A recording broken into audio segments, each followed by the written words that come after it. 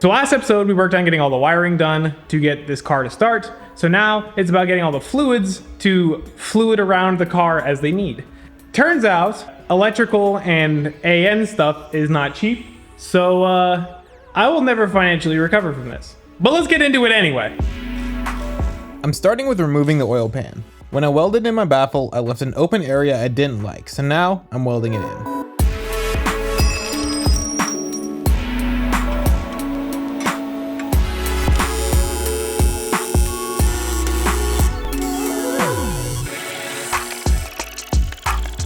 Welds inside of a used oil pan will never be pretty, but they are nonetheless effective, and now, so is the baffle.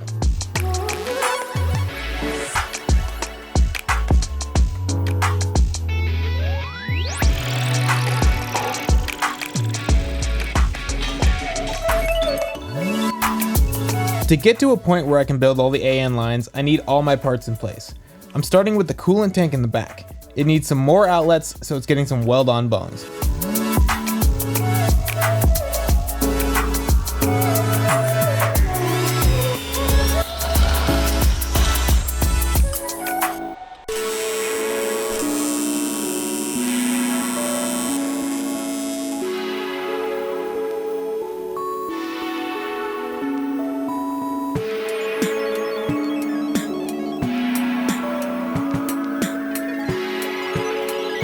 The radiator needs the same treatment. It has mounts I welded on with high hopes, but now they're getting cut off for AN fittings.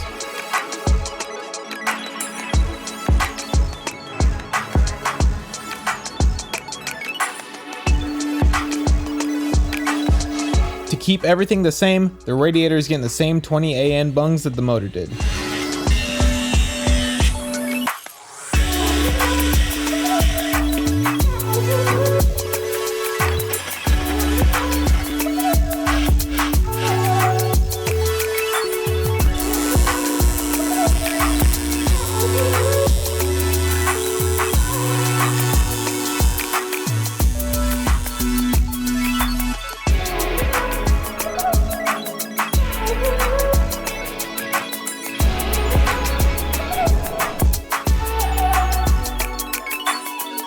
Up front, I'm going to repurpose this old catch can for a radiator fill point.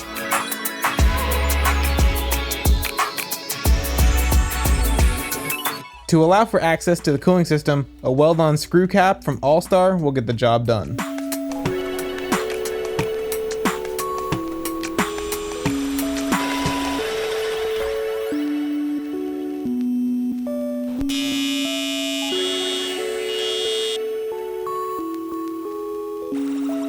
Eventually, I'll weld on the fitting to the bottom and rework the bracket, but for now, it looks good from most angles.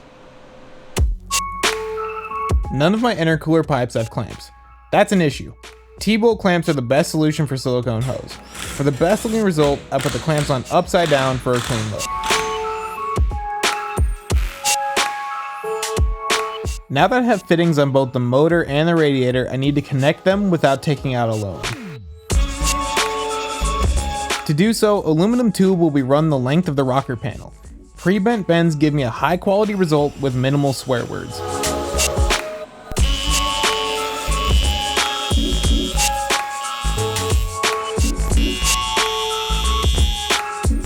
On high spots, I add a pipe bung for an air bleed. This helps me bleed the cooling system later on.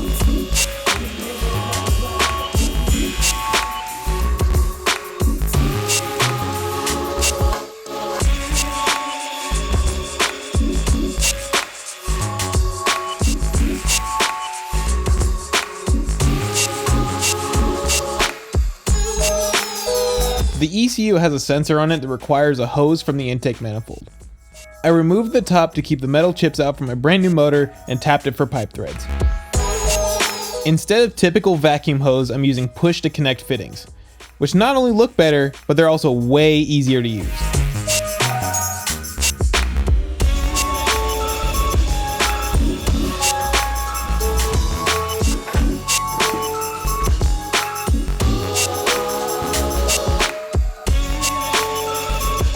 After some time on McMaster-Carr, I made up this fitting to connect it up to the ECU, with what I'll admit is a little vacuum hose.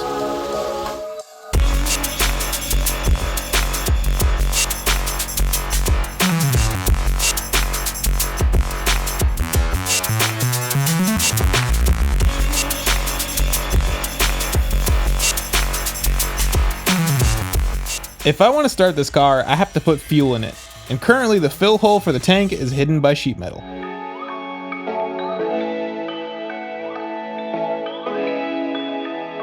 I found this filler hose at O'Reilly's, which doesn't get me all the way to the filler, but it is a good start, and that's really as far as I need.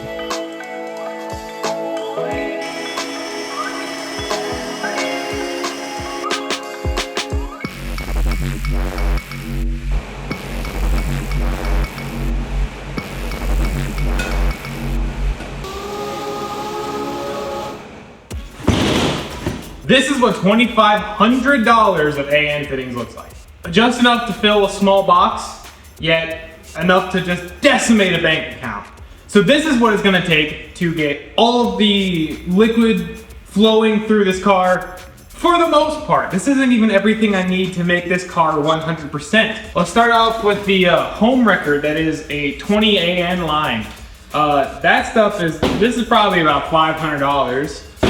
Each one of these little fittings for it is like 40 or 50 bucks, and that gets expensive very, very fast. But basically, in here, there's everything I need to finish all the oil supply, return, water feed, return, and radiator hoses, and all the stuff that makes this box filled.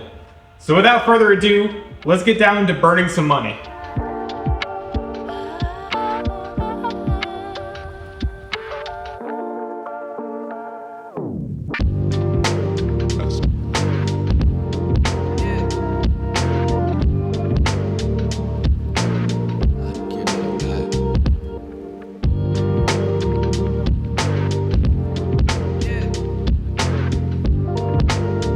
Okay, so it's a little after 8 p.m. right now. Tomorrow at 8 a.m., I leave for a long trip and I won't see this car for a long time. So I'm gonna have this thing started and running before I leave. Now, there is a quite long list that needs to be finished, and there's nothing on that list that I can't not do. So, let's get down to starting the Porsche. The centerpiece of the turbo needs to be leveled to allow oil to naturally drain out. After that, I can build all of its AN lines.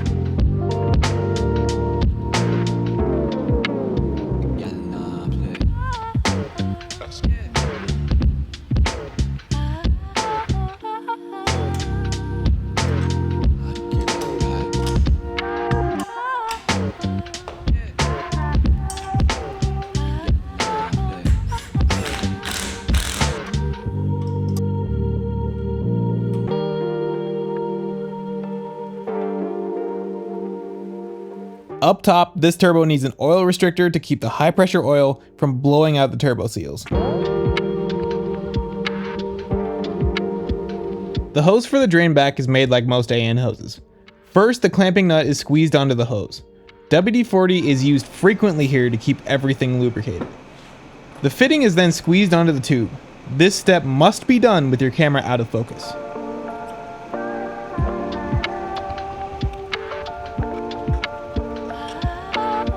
After a good tighten, the hose is ready to go.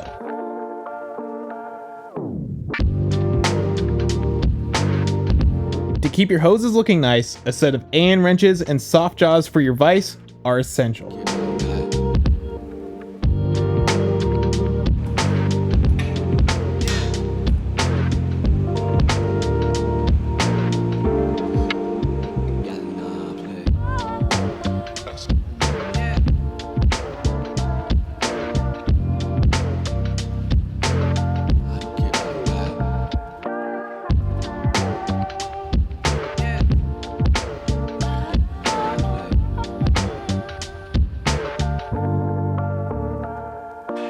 The radiator hoses briefly pass through the cabin, and to do so, they get bulkhead fittings.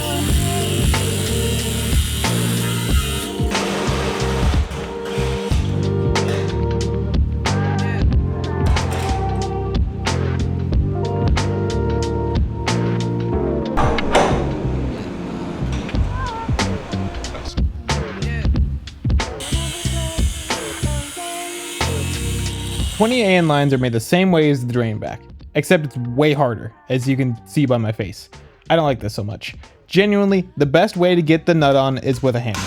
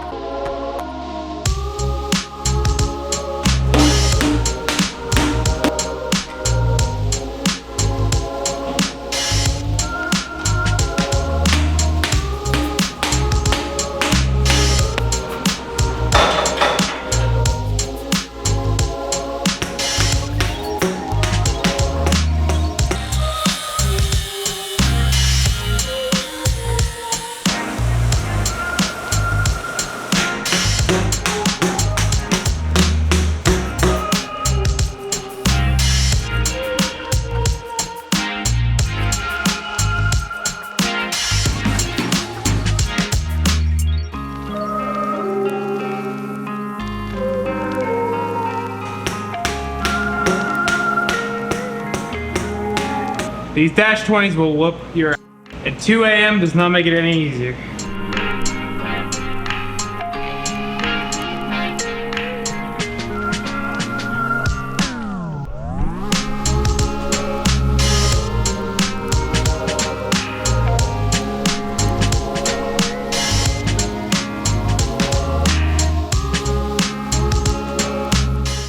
Alright, check-in's about 4:45 a.m. I've got a few things now done on the list. AN lines are still coming along. I've almost exclusively been working on the dash 20 stuff. 6 lines took me about 4 hours. So that sucked a lot. My hand hurts like crazy and I am unbelievably sweaty, but the night goes on. We still have plenty, I think, of time to get this thing started. So back to it. Fuel lines next. Because I intend to use E85, my fuel lines must be PTFE type lines. PTFE hoses are different than your typical AN hoses and are installed different as well. Your typical hoses are made from rubber, while PTFE is instead made of a plastic line. There's a lot of fuel lines to do, so let's get right into it.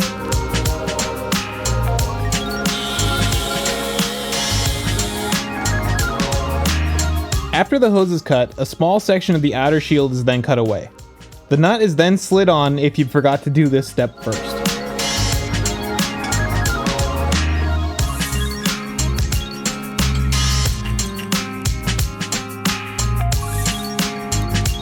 The braid is then stretched out with a small screwdriver and the ferrule is placed over the line.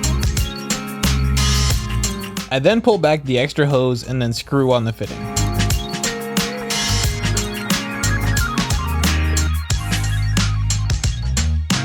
I will say, I made a lot of lines, but it was also very late at this point, so most of it I didn't film, so here's the only install video.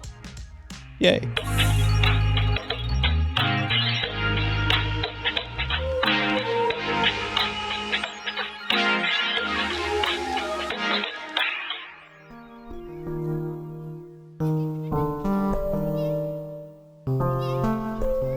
It's now time for the lifeblood of the motor. It gets its first taste of brake and oil. And now one fluid closer to startup.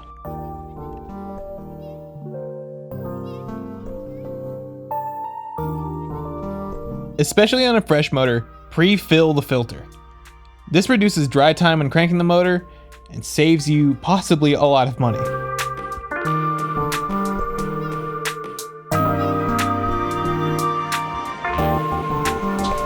Okay, I have very little time left. I gotta get the brake switch to work. That way it can think that it can start the motor. I'm gonna spin it a bunch to get some oil pressure going through it. I gotta hook up my computer and then I'm gonna go running the gas. So, yeah.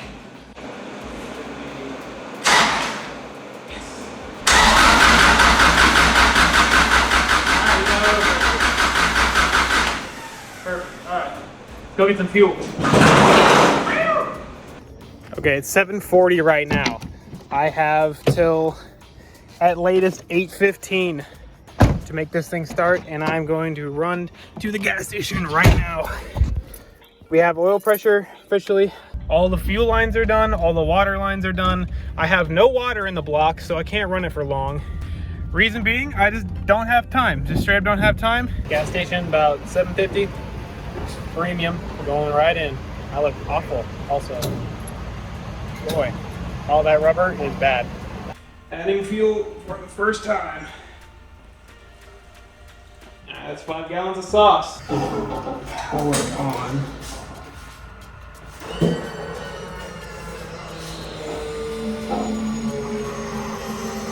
See, I don't know how I did that, but there's no leaks.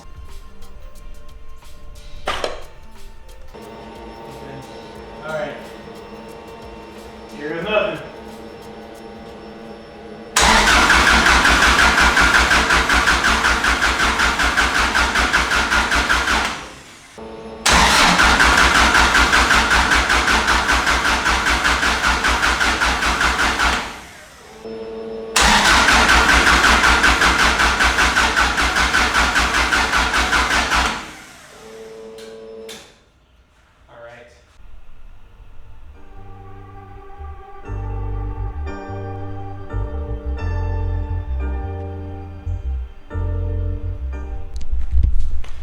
Okay, it's been about 24 hours I've been awake now, so it's time for me to leave. Unfortunately, I could not get it to run. Okay, fast forward 2 months. Last time I wasn't able to get it to run, but I got home today and I immediately started messing with the tune-up. I looked in it, I changed a bunch of things. I adjusted the settings for the cam and crank triggers, and I also turned off overboost cut to see if maybe that was causing it to turn the motor off and never run. I think it's time to just give this thing a shot and see if any of those changes worked. So throw a bunch of shit at the wall, see what sticks. Okay, so here goes nothing.